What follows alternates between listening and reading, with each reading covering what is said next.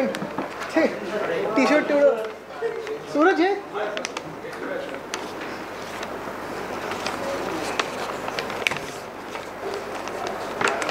ह्यानं बघितलं की आवाज बदलायचाच वाटतो, खरं आवाज कळला नाही.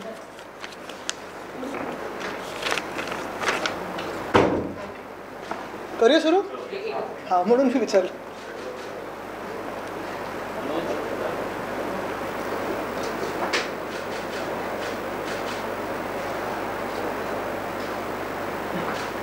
रेडी? मी आपल्या सर्वांचं मातोश्रीमध्ये स्वागत करतो. पत्रकार परिषद घेत असताना आपल्याला अनेकदा महत्त्वाचे विषय आपल्यासमोर आणि आपल्याच माध्यमातून जनतेच्या समोर आणलेले आहेत. आज देखील खूप विषयांवर चर्चा सुरू असते. आपण पाहतो साधारणपणे वेगवेगळे विषय देशात चर्चेत आहेत. तरी मुंबईमध्ये आणि महाराष्ट्रामध्ये मला वाटतं जर दोन सगळ्यात महत्त्वाचे विषय आज असतील तर मुंबईसाठी पाण्याचा विषय आहे. अर्थात सगळ्या महाराष्ट्रात पण आहे. जर आपण पाहिलं तर छत्रपती संभाजीनगरमध्ये मला वाटतं आता 11 दिवसातून एकदा पाणी वगैरे असं सगळी परिस्थिती आहे. आणि ही परिस्थिती बिकट करायला मुंबईत देखील आपण पाहतोय. आज दुसरा दिवस आहे आणि वॉटर टँकर असोसिएशन जे मुंबईत जवळपास खूप मोठ्या मोठ्या हाऊसिंग सोसायटी असतील, बिल्डिंग्ज असतील, चाळ सोसायटीज असतील किंवा मग रस्त्याची कामं असतील, इन्फ्रास्ट्रक्चरची कामं असतील, मॉल्स असतील, इथे जी पाण्याची तूट असते ती भरून काढण्यासाठी साधारणपणे हे वॉटर टँकर असोसिएशन मुंबईत पाणी पुरवठा करत असतं. 1 आठवड्या आधीच ह्या टँकर असोसिएशननी संप पुकारला होता आणि त्या हिशोबाने त्यांनी काल पहिला दिवस होता, आज दुसरा दिवस होता. काल देखील मी सोशल मीडियाच्या माध्यमातून मुंबई महानगरपालिकेच्या आयुक्तांना विनंती केली होती की हे सगळं पाण्याचा संप जेव्हा किंवा पाण्याच्या टँकरचा संप जेव्हा पुकारला जाईल, मुंबईवर ह्याचा काय परिणाम होईल ह्याच्यावर पत्रकार परिषद घेऊन मुंबईला अवगत करावं, मुंबईकरांना अवगत करावं की काय त्रास सहन करायला लागणार आहे. तसं पाहायला गेलं तर हा काही विषय नवीन नाही आहे. गेल्या 3 वर्षामध्ये ह्या टँकर असोसिएशननी संप पुकारलेला आहे. 2-3 वेळा मी देखील अपील केल्यानंतर त्यांनी सरकारबरोबर बोलणी केली. ह्यांचंच सरकार होतं, एशनची सरकार होतं आधीच्या ह्याच्यात, आणि त्या आश्वासनावर त्यांनी त्यांचा संप मागे घेतला होता. तसं पाहायला गेलं तर त्यांच्या मागण्या काही ठराविकच आहेत, जास्ती काही मागण्या नाही आहेत. आणि ह्या सगळ्या मागण्या जास्त मागण्या आहेत कारण जे काही सेंट्रल ग्राउंड वॉटर अथॉरिटीनी, जलशक्ती मंत्रालय जे आहे त्यांनी जे काही कायदे लावलेले आहेत ग्राउंड वॉटर खेचण्यासाठी किंवा जमिनीच्या खालचं पाणी खेचण्यासाठी, ते कायदे मुंबईत लागू होऊ शकत नाहीत किंवा इम्प्रॅक्टिकल आहेत, प्रॅक्टिकल नाही आहेत. अशी काही कायदे त्यांनी सांगितले की मुंबईला त्याच्यातून सूट द्या. 3 वर्ष आपण पाहतोय आश्वासन मिळतं सरकारकडून, पण तो सरकारकडून प्रस्ताव ह्या राज्य सरकारकडून केंद्र सरकारकडे जातो की नाही जात ह्याच्यावर सगळ्यांचा प्रश्न. पण ह्या तांत्रिक बाबीत किंवा ह्या प्रशासकीय गोष्टींमध्ये मी आपल्याला न नेता एवढंच सांगतो की आज जो काही 2 दिवसाचा संप हा यांनी पुकारलेला आहे, किती दिवस चालेल मला माहिती नाही. मी काल पण विनंती केली होती, आज पण मी सरकारकडे एक अपील करत आहे, मुख्यमंत्र्यांकडे एक अपील करत आहे की तातडीने ह्या सगळ्या असोसिएशनला आपण स्वतः भेट द्यावी आणि भेटून त्यांच्या ज्या काही मागण्या असतील त्या केंद्र सरकारसमोर ठेवून तोडगा काढावा. कारण हे किती दिवस संप आम्ही सहन करायचा मुंबईकरांनी, आणि हे पाण्याची तूट जी आहे, तुटवडा जो आहे तो किती दिवस सहन करायचा हा एक मोठा प्रश्न आहे. तसंच जर पाहायला गेलं तर गेल्या 6-7 महिन्यांमध्ये मुंबईत पाण्याचा तर प्रॉब्लेम आहेच. खूप ठिकाणी जी रस्त्याची कामं सर्रास सुरू आहेत त्याच्यात अनेक लाईन डॅमेज झालेले आहेत, गढूळ पाणी घरी येत आहे, काही ठिकाणी दूषित पाणी, गढूळ पाणी ह्याच सोबत पाण्याचा दाब कमी पडत आहे. आणि आज आपण पाहतोय अनेक मुंबईकर मला देखील मेसेज करतात, कदाचित आपल्या बिल्डिंगमध्ये पण तीच परिस्थिती असेल की आता पाणीच नाही राहिलं कारण टँकर असोसिएशननी पाणी देणं बंद केलेलं आहे. ह्याच सोबत दुसरा जो महत्त्वाचा विषय आपल्या राज्यासाठी आहे तो म्हणजे स्टेट ट्रान्सपोर्ट बसेसचा, STचा. काल परवाकडे आपण पाहिलं असेल जी थट्टा आता सुरू झाली सगळीकडे. असं वाटत होतं सरकार यांचं बनेपर्यंत की जबरदस्त पैसा या सरकारने गोळा केलेला आहे. त्यानंतर डॅवॉसची ट्रिप झाली आणि सांगितलं 15 लाख कोटी, 20 लाख कोटी किती पाहिजेत अजून देतो असं काही जमा केले. आणि असं वाटलं की झालं तर मुंबई आणि महाराष्ट्र कितीतरी $1 ट्रिलियन इकॉनॉमी आता उद्या परवाकडेच होईल. पण सत्य परिस्थिती ही आहे की काही महिन्यांपूर्वी BMCच्या कर्मचाऱ्यांचा पगार हा वेळेवर आला नाही. आम्हाला तिथे लढा द्यायला लागला तेव्हा आता वेळेवर यायला सुरू झालेला आहे. पण ST कर्मचाऱ्यांचा पगार फक्त 56% हा त्यांच्या अकाउंटमध्ये डिपॉझिट झाला आहे. आज तुम्ही विचार करा, या सरकारला अजून 6 महिनेही झाले नाही आहेत अनेक घोषणा त्यांनी केलेल्या आहेत. कॉन्ट्रॅक्टरना त्यांचं देणं लागतं, अजून थकबाकी आहे तिथे. कॉन्ट्रॅक्टर काय, मुंबई महानगरपालिकेकडे पण ह्या राज्य सरकारची जवळपास 16,000 कोटीची थकबाकी आहे. आणि अशी थकबाकी असताना कॉन्ट्रॅक्टरना अजून मोठी मोठी कामं दिली जात आहेत, पण स्वतःच्या जे कर्मचारी आहेत, सरकारी कर्मचारी असतील किंवा एस टीचे कर्मचारी असतील, त्यांना पूर्ण पगार देण्यासाठी यांच्याकडे पैसे नाही आहेत. दुर्दैव असं आहे. आणि कदाचित ही परिस्थिती तुम्हाला आत्ता नाही तर पुढच्या काही दिवसांमध्ये दिसेल की जी खरोखर आर्थिक परिस्थिती या राज्याची यशस्वीनी करून ठेवलेली आहे ती अशी आहे की आज एस टी कर्मचाऱ्यांना देण्यासाठी पगार नाही आहे. उद्या ही वेळ कुठच्याही अधिकाऱ्यांवर किंवा सरकारी कर्मचाऱ्यांवर येईल. मला आठवतं काही महिन्यांपूर्वी वेतन श्रेणीवर चर्चा झाली, मग केंद्राने 7वं वेतन आयोग जाहीर केलं, त्याच्यानंतर राज्य सरकारने सांगितलं की आम्ही पण आता सगळं करू हे. पण हे सगळं होत असताना जी काही वचनं, मग कर्जमाफीची असतील ते तर पाळलं नाही, लाडकी बहीण असेल ते पाळलं नाही आहे, वेगळ्या वेगळ्या योजनांचं असेल ते पाळलं नाही आहे. पण आता योजना सोडा, नवीन काही करण्याचा सोडा, जे वर्षानुवर्ष पगार मिळत आलेला आहे त्याच्यात पण अर्धा पगार मिळालेला आहे, अर्धा पगार मिळालेला नाही आहे. आज सवाल हाच उठतो की जेव्हा महाविकास आघाडीचं सरकार होतं आणि जे लोक एस टी कर्मचाऱ्यांना उचकून रस्त्यावर आणत होते, आंदोलनासाठी आणत होते, ते आज लोक शांत काय आहेत, गप्प काय आहेत तरी कुठे, ते तर सरकारमध्ये बसलेले आहेत. ते का नाही आज एस टीच्या कर्मचाऱ्यांसाठी उतरत आहेत, हा एक मोठा प्रश्न झाला. आणि उद्या जर अशाच परिस्थितीमुळे एस टीने देखील संप पुकारला तर जे लोक सुट्ट्यांमध्ये गावी जाणारे असतील, ज्या सुट्ट्या प्लॅन असतील लोकांचे आपापल्या गावी, मग कोकणात असेल, कोल्हापूर असेल, मराठवाडा असेल, मुंबईतून अनेक ठिकाणी जात असतील, मग त्यांचं काय परिस्थिती होणार हा विचार करण्याची आज वेळ आलेली आहे. मी हाच इशारा सरकारला देत आहे की ह्या दोन्ही विषयावर शिवसेना उद्धव बाळासाहेब ठाकरे हा पक्ष उतरणार रस्त्यावर. महत्त्वाची गोष्ट हीच आहे की पुढच्या 48 तासात, कारण आता झालं आहे काय, अनेक गोष्टी ज्या आम्ही सांगण्याचा प्रयत्न करतो आहे, आम्ही म्हणजे नुसतं पक्ष म्हणून नाही तर नागरिक म्हणून. सरकारी कर्मचारी अर्धे सुट्टीवर गेलेत लाँग विकेंड पाहून, मग पाण्याचं उत्तर कोण देणार, एस टीचं उत्तर कोण देणार, सगळी उत्तरं पुढच्या आठवड्यात. मग आता मुंबईकर जो ताणलेला आहे, जर पुढच्या 48 तासात हा प्रश्न सुटला नाही तर आम्ही शिवसेना उद्धव बाळासाहेब ठाकरे पक्ष म्हणून आणि मुंबईकर म्हणून प्रत्येक वॉर्ड ऑफिसवर आम्ही मोर्चा काढल्याशिवाय थांबणार नाही. आणि त्या तिकडच्या स्थानिक वॉर्ड ऑफिसरला विचारणार की ही जबाबदारी महानगरपालिकेची होती, ती जबाबदारी तुम्ही पूर्ण का नाही पार पाडली. कारण मुंबई महानगरपालिकेला पत्र हे असोसिएशनचं, टँकर असोसिएशनचं पत्र मागच्याच आठवड्यात दिलं गेलं होतं. सध्या कोस्टल रोडचा उर्वरित भाग करायचं काम सुरू आहे आणि त्या दरम्यान जी मँगोची झाडं कापली जातात त्याची भरपाई म्हणून आता चंद्रपूरमध्ये झाडं, हो म्हणजे जखम मांडीला मलम शेंडीला असं ते झालंय. बघा तुम्ही विचार करा, 60,000 झाडं जवळपास कापली जाणार आहेत नॉर्थ कोस्टल रोडसाठी. बरं हा कोस्टल रोड कुठचा तर एक्सटेन्शन, हा म्हणजे ओरिजिनल जो कोस्टल रोड होता दहिसर ते दक्षिण मुंबई असं नव्हतं, हे खेचून पुढे नेत आहेत. त्याच्यात 60,000 कत्तल करण्याची गरज आहे का.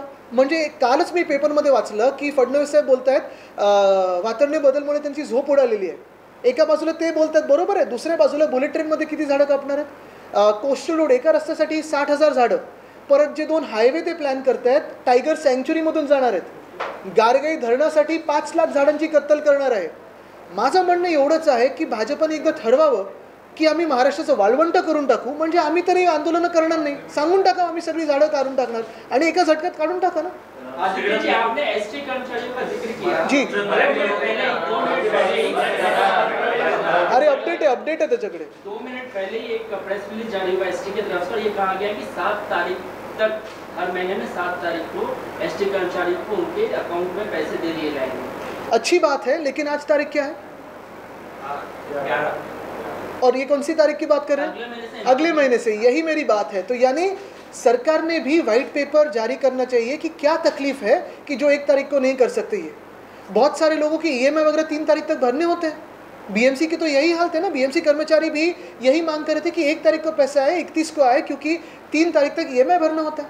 अच्छा अगर मैं टेक्निकल बातों में भी ना जाऊँ तो ये देरी क्यों हो रही है, तकलीफ क्या है, ये तो सरकार बताए, एक वाइट पेपर जारी करे फाइनेंशियल स्टेटस पे. ट्रांसपोर्ट मिनिस्टर कहते हैं कि नहीं फाइनेंस डिपार्टमेंट का काम है, फाइनेंस डिपार्टमेंट कहता है ये हमारा डिपार्टमेंट ही नहीं है. सरकार तो एक है ना, कलेक्टिव रिस्पॉन्सिबिलिटी है. केंद्र सरकारने एक जाहीर केलेलं आहे की पीक विम्याच्या कंपन्या आहेत जवळपास 50,000 कोटी रुपयांचा फायदा एकत्रित झाला आहे. दुसरीकडे मात्र शेतकऱ्यांना मात्र पीक विम्याची जी भरपाई त्याच्यावर आमचे आमदार कैलाश पाटीलजी देखील वक्तव्य केलेलं आहे. पीक विम्याबद्दल महत्त्वाचा विषय आहेच. आपण पाहताय शेतकऱ्यांचे हाल आता अजून खराब होत चाललेत, शेतकरी आत्महत्या वाढत चालल्यात. पीक विम्याचा फायदा या कंपन्यांना मिळतोय आणि त्या कंपन्या कोणाचा पुढे फायदा करून देतात का, इलेक्ट्रल बॉन्ड किंवा फंडिंगमधून, हा एक विचार करण्याची गोष्ट आहे. आणि दुसरं म्हणजे मग ह्या 50,000 कोटीतून शेतकऱ्यांना कर्जमुक्ती का नाही करून देत ह्याच्यातून घेऊन. पण हे सगळे विषय जरी असतील तरी आत्ताचे तातडीचे विषय मी तुम्हाला 2 महाराष्ट्रातले सांगतो. शेतकऱ्यांचं महत्त्वाचं आहेच. आज आपण पाहतोय अवकाळी पाऊस किती मदत केली आहे. जो बुलढाण्यात झाला, जो जालना परिसरात झाला, जो नाशिकमध्ये झाला, सरकारने मदत केली. म्हणजे एकंदर जर आपण पाहिलं तर महाराष्ट्र राज्य मारून टाकायचं हीच सरकारची भूमिका. एका बाजूला शेतकरी आत्महत्या करत चाललेले आहेत, कर्जमुक्ती नाहीच, अवकाळी पाऊस झाला मदत नाहीच, त्याच बाजूला ST संपून टाकायची, त्याच बाजूला BST संपून टाकायची. मुंबई असेल, अनेक शहरांमध्ये पाणी टंचाई, जिथे पाणी टंचाईमध्ये टँकर असोसिएशन पाणी देते त्यांची पण गळचेपी करून टाकायची. मग नक्की या राज्याने काय पाप केलं आहे की भाजपचं आमच्याकडे अशा दृष्टिकोनाकडून एक वेगळं सजा मिळते महाराष्ट्राला. काय पाप केलं या महाराष्ट्राने. माणिकराव कोकाटे यांनी असं आज म्हटलंय की कांदा एकदा भाव मिळाला की शेतकरी तेच लावत सुटतात आणि कुठेतरी शेतकऱ्यांच्या पिकाचं आणि शेतकऱ्यांचं नाही. कृषी मंत्र्यांनी मध्ये पण एक वक्तव्य केलं होतं की शेतकऱ्यांची कर्जमुक्ती मिळते, त्याच्यातून पैशाचा कशाला वापर केला जातो, लग्न बाकीचे समारंभ. मला तुम्ही सांगा, जे कृषी मंत्री स्वतः ज्यांचं कन्व्हिक्शन झालं होतं ते कशावर झालं होतं. सरकारी पैशाचा गैरवापर करण्यासाठी, म्हणजे स्वतःचं ठेवायचं लपून आणि दुसऱ्याचं बघायचं वाकून, असं झालंय ते. तुम्ही बघा कशासाठी हो, म्हणजे स्वतःचं कन्व्हिक्शन त्याच्यावर झालं आहे. कोर्टाने त्याच्यावर निकाल दिलेला आहे.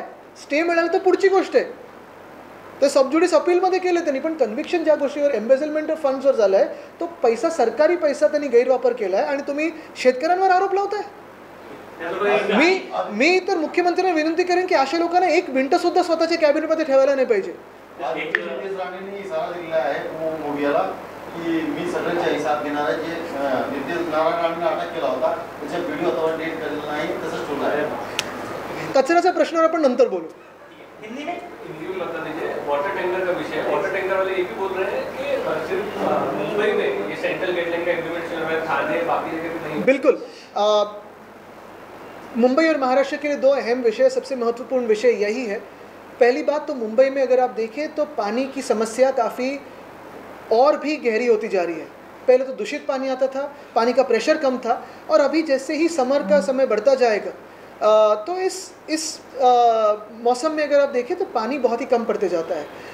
BMC का सप्लाई अभी इरेगुलर होते जा रहा है. उसी में अगर आप देखें तो सबसे कठिन परिस्थिति में जो टैंकर एसोसिएशन बहुत सारे बिल्डिंग्स की, हाउसिंग सोसाइटीज़ की, चार्ज सोसाइटीज़ की, या फिर इंफ्रास्ट्रक्चर वर्क्स की, या मॉल्स की, या होटल्स की मदद को आता था, उसी टैंकर एसोसिएशन पे काफ़ी सारे कानून सेंट्रल गवर्नमेंट ने, जो जल शक्ति मंत्रालय, उनके सेंट्रल ग्राउंड वाटर अथॉरिटी ने लगाए हुए हैं.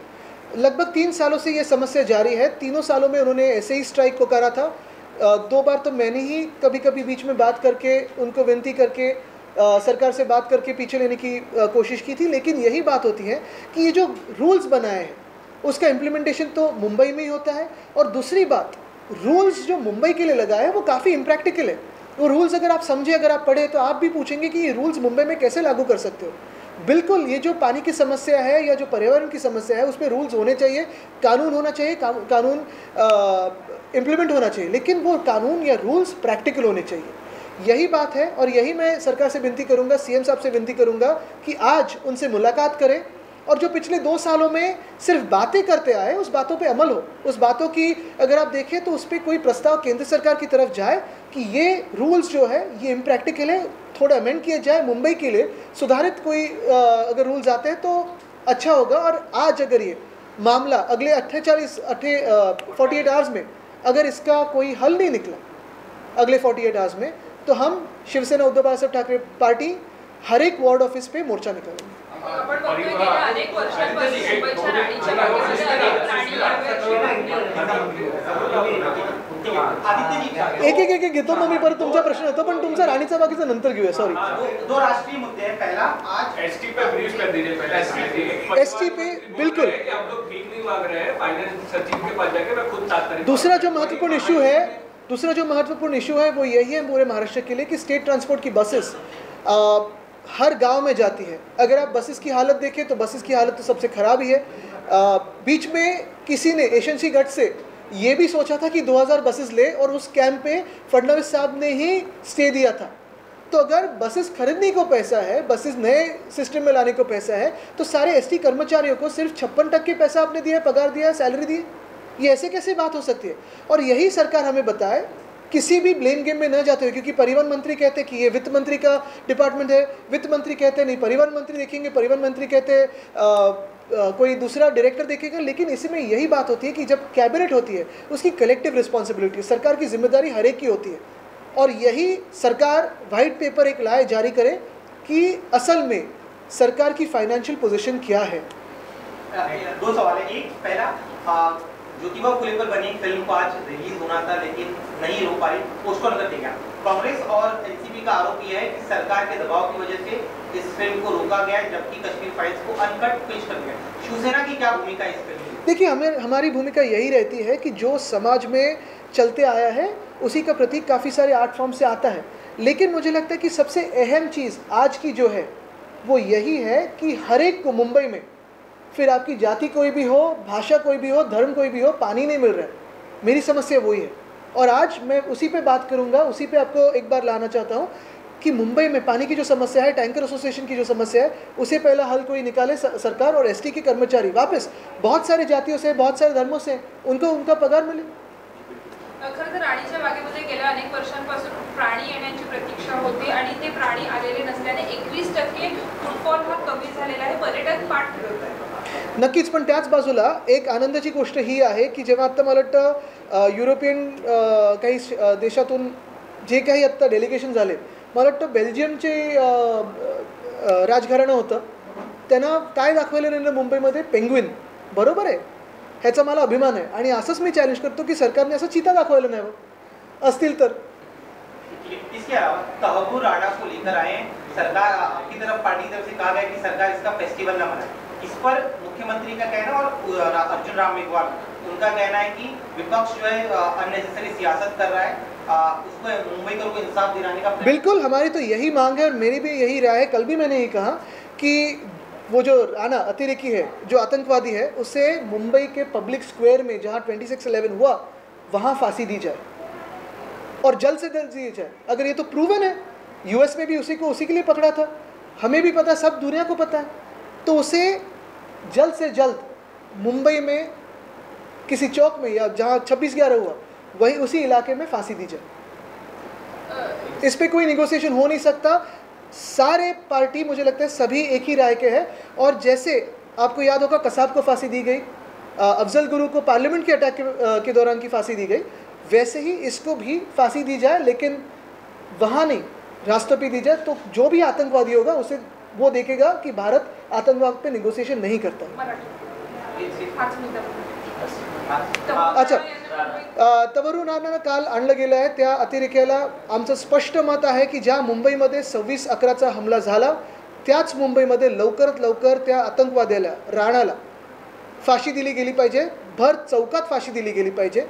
अनेक वर्ष अनेक सरकार ह्याचा पाठपुरावा करत आलेले आहेत, जसं मला वाटतं 2013 साली कसाब असेल, त्याच्या आधी अफजल गुरु असेल, त्याच प्रकारे, पण कुठे लपून छपून नाही, तर भर चौकात फाशी दिली गेली पाहिजे, आणि जगाला एक संदेश दिला पाहिजे आपण की अतिरेक्यांसोबत आपण निगोशिएट नाही करणार। So the Maharashtra government has approved a proposal of relocating 50,000 to 1 lakh Dharavi residents from Dharavi to a Deonar landfill, which is an active dumping ground. Absolutely. It is on the orders of their owner Adani. कोणाचं तो?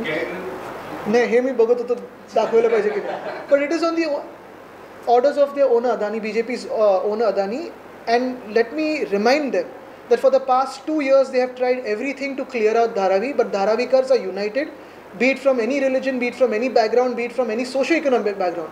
Dharavikars are first, Dharavikars and Mumbaikars, and as Mumbai we stand with them, we will not let injustice happen to them. Report भी आई है कि जो coastal road बना है उसमें कई तरह की इरेगुलरिटीज है, फाइनेंशियल। कोस्टल रोड, पहले बात करूँ तो ये हमारा सपना था जिसे हमने शुरू भी किया, और अगर हमारी सरकार होती तो पूरा का पूरा कोस्टल रोड, ऐसे अंशतः नहीं, पूरा का पूरा कोस्टल रोड 2023 के दिसंबर तक बिना किसी डिले और बिना किसी एस्केलेशन से हम पूरा करते थे। दुर्भाग्यपूर्ण बात यही है कि आज अगर आप देखें तो कोस्टल रोड पूरा तो हुआ नहीं है, लेकिन उस कोस्टल रोड में सरफेस क्वालिटी क्या है, टनल की क्वालिटी क्या है, अगर आप देखें तो पेंटिंग में पैचवर्क्स दिख रहे हैं, सरफेस क्वालिटी भी ऊपर नीचे है। यही तो एशियन का जादू है, जहाँ जहाँ उन्होंने हाथ लगाया है काम डिले हो गया है, कॉन्ट्रैक्टर बदला है और एस्केलेशन हुआ। लेकिन मैं आज फिर आपकी एक बार जो सारे लोगों की कंसंट्रेशन है वो एक ही बात पे लाना चाहता हूँ वो यही है कि मुंबई की पानी की समस्या और एसटी कर्मचारियों की जो सैलरी की समस्या है, यही समस्या पूरे राज्य में हर एक सरकारी कर्मचारी के साथ हो सकती है और हर एक नागरिक के साथ पानी की समस्या हो सकती है। आदित्य अमित शहा मुंबई दौऱ्यावर येत आहे आणि तत्काळचे घरी जेवण करणार आहे. करू दे, चालेल.